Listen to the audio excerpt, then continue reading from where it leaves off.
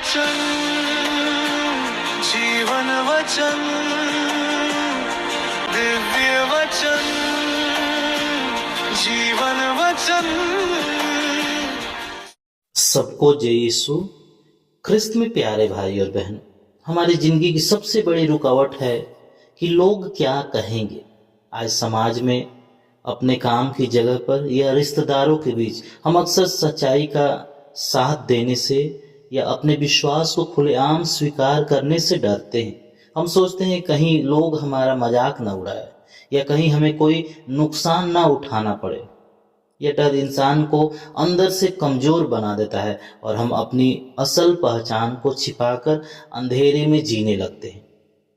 आज के पवित्र पाठ हमारे इसी डर और हमारी प्रार्थनाओं के तरीके पर एक बहुत गहरी रोशनी डालते हैं। ये पाठ हमें सिखाते हैं कि कैसे पवित्र आत्मा हमारे डर को हटाकर हमें एक असीम निडरता से भर देता है। प्यारे भाई और बहनों, पवित्र सुसमाचार में हम देखते हैं कि निकोदेमुस यहूदियों का एक बड़ा नेता और अधिकारी था। वह यीशु के चमत्कारों से प्रभावित तो था, वह सच्चाई को जानता था, लेकिन वह यीशु से मिलने रात के अंधेरे में आया। आखिर वह रात में क्यों आया? क्योंकि उसे समाज का डर था। उसे डर था कि लोग क्या कहेंगे। वह अपनी प्रतिष्ठा खोने से डरता था। निकोदेमुस आज के उन कई मसीहियों का प्रतिनिधित्व करता है जो आज भी रात के अंधेरे में जी रहे हैं, जो ऑफिस या कॉलेज में खाना खाने से पहले क्रूस का चिन्ह बनाने से डरते हैं, या हम अपने सामान्य जीवन में भी बाहर जब जाते हैं तो क्रूस का चिन्ह बनाने से हम डरते हैं, जो अपने मसीही होने की गवाही देने से कतराते हैं, या जो गलत होते हुए भी देखते हैं फिर भी सच्चाई के लिए आवाज उठाने से डरते हैं। प्यारे भाई और बहनों, प्रभु यीशु निकोदेमुस के इस डर को समझते थे, इसलिए यीशु ने उससे एक बहुत गहरी बात कही। जब तक कोई जल और आत्मा से नया जन्म न ले ले, वह ईश्वर के राज्य में प्रवेश नहीं कर सकता। यीशु उसे समझा रहे थे कि केवल इंसानी ताकत से इस डर को नहीं हराया जा सकता। इसके लिए पवित्र आत्मा से मिलने वाले एक नए जन्म और नई ताकत की जरूरी है। प्यारे भाई और बहनों, जब इंसान को पवित्र आत्मा से यह नया जन्म मिल जाता है तो उसकी जिंदगी बदल जाती है। कैसे बदलती है, इसका सबसे सुंदर उदाहरण हम आज के पहले पाठ प्रेरित चरित्र में सुनते हैं। पेतरुस और यूहन्ना को यहूदियों की अदालत में बड़ी चेतावनी मिलती है कि यीशु का नाम न ले और उन्हें बहुत डराया धमकाया जाता है। लेकिन छूटने के बाद वे निकोदेमुस की तरह रात के अंधेरे में नहीं छिपे। वचन बताता है कि वे लौटकर सीधे अपने लोगों यानी कलीसियाई समुदाय के पास आए। और जब हम पर कोई परेशानी आती है तो हम डिप्रेशन में जाकर खुद को अकेले कमरे में बंद कर लेते हैं।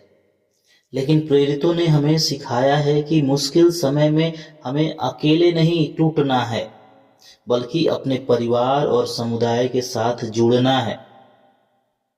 प्यारे भाई और बहनों, इसके बाद उन्होंने जो किया वह हम सब के लिए बहुत बड़ा सबक है। उन्होंने मिलकर ईश्वर से प्रार्थना की। लेकिन जरा ध्यान दीजिए कि उनकी प्रार्थना क्या थी और कैसी थी। उन्होंने यह नहीं कहा कि हे ईश्वर इन विरोधियों को मार डालिए, या हे ईश्वर हमारी जिंदगी से यह मुश्किल हटा दीजिए। हम अक्सर मुश्किलों से भागने की प्रार्थना करते हैं, लेकिन प्रेरितों ने भागने की प्रार्थना नहीं की। उन्होंने ईश्वर से कहा, प्रभु हम पर कृपा कीजिए कि हम पूरी निडरता के साथ आपका वचन सुन सके। उन्होंने ईश्वर से मुश्किलें कम करने की नहीं, बल्कि मुश्किलों का सामना करने की निडरता मांगी। प्यारे भाइयों बहनों, जब हम ऐसी सच्ची प्रार्थना करते हैं तो ईश्वर चमत्कार करते हैं। वचन कहता है कि उनके प्रार्थना करते ही वह जगह हिल गई, वहां भूकंप आ गया और वे सब पवित्र आत्मा से भर गए। आज जीवित ईश्वर हमें भी उसी पवित्र आत्मा से भरना चाहते हैं। ईश्वर चाहते हैं कि हम समाज के डर से बाहर आएं। पवित्र आत्मा हमें हमारे आराम और डर से बाहर निकालकर बिना डरे सच्चाई का साथ देने की ताकत देती है। आइए आज हम अपनी कमजोरियों से भागने की नहीं बल्कि पवित्र आत्मा की ताकत से उनका डटकर सामना करने की कृपा मांगे। आइए हम कुछ क्षण के लिए अपनी आंखों को बंद करें और प्रभु से प्रार्थना करें। हे जीवित प्रभु यीशु, हम कई बार दुनिया के लोगों, परिस्थितियों और समाज के डर से घबरा जाते हैं। निकोदेमुस की तरह हम भी अक्सर सच्चाई को स्वीकार करने से पीछे हट जाते हैं। हे प्रभु, आज हमारे जीवन के बंद कमरों में अपनी पवित्र आत्मा रूपी हवा को बहने दीजिए, जिस तरह आपने प्रेरितों की प्रार्थना सुनकर उन्हें असीम निडरता से भर दिया था। आज हमें भी उसी ताकत से भर दीजिए।